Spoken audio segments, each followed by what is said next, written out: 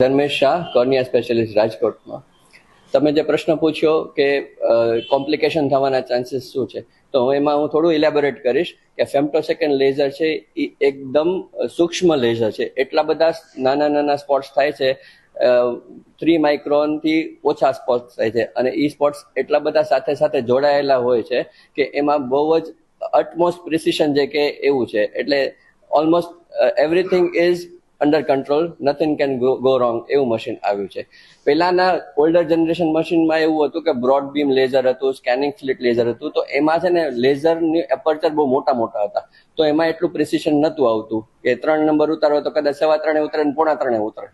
જ્યારે આમાં હવે એટલું પ્રિસિશન આવ્યું છે કે 3.05 ઉતારવા હોય તો એટલું જ ઉતરે, 3.04 ન થાય.